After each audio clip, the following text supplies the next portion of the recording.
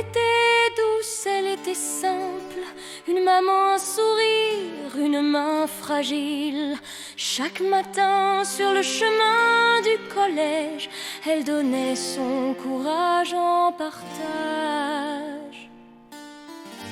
Elle veillait sur les cris, les chamailleries, dans la cour d'un monde qu'on dit petit.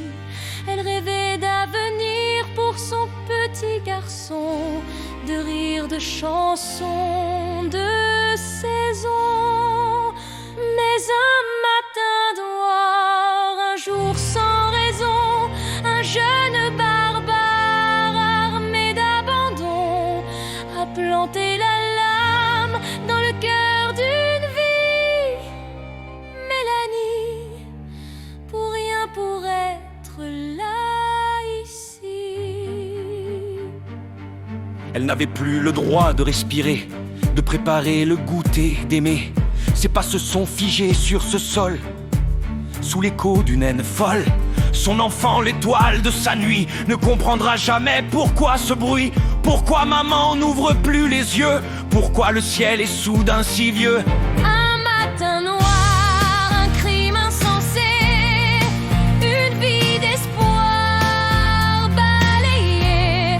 Un garçon de 14 ans fasciné par la faim, qui ne savait pas ce qu'est demain.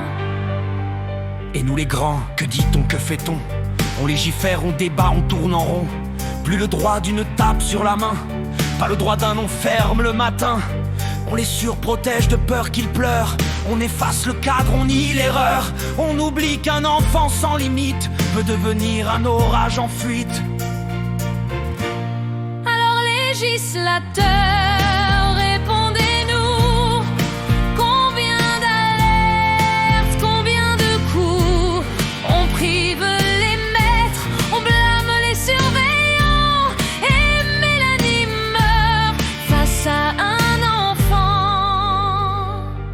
On ne peut plus dire stop, on ne peut plus crier. On doit subir et baisser les yeux fatigués. Éduquer, oui, aimer toujours, mais poser les limites, c'est l'autre amour.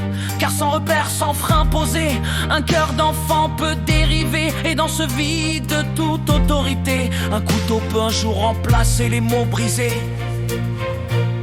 Alors législateurs, entendez les voix de ceux qui tiennent encore debout pour la loi, de ces femmes, ces hommes qu'on laisse sans défense face à la violence qu'on déguise en innocence.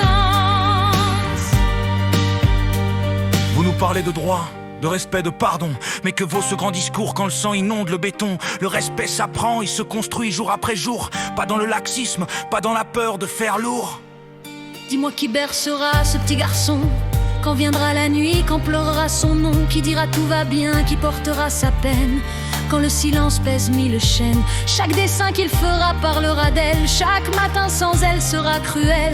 Il ne saura peut-être jamais pourquoi maman est partie sans dire un seul au revoir. Et nous, on pleure derrière nos écrans.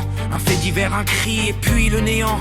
Mais derrière ces lignes qu'on lit en passant, c'est une maman qu'on a tué un enfant. Des larmes coulent sur les bancs de l'école. Une chaise vide raconte ce qu'on désole. Combien faudra-t-il de vies volées encore pour que l'on redonne du poids à l'effort?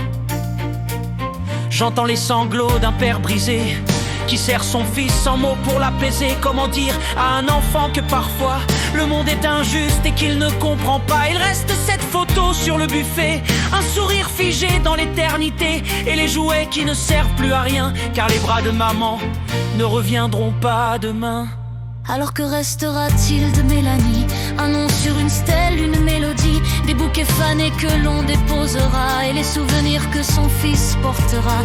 Qu'on n'efface jamais sa lumière, qu'on crie plus fort, qu'on lutte contre cet enfer. Car pour qu'une vie s'arrête ainsi, il faut que nos lois cessent d'être si petites. Alors législateurs,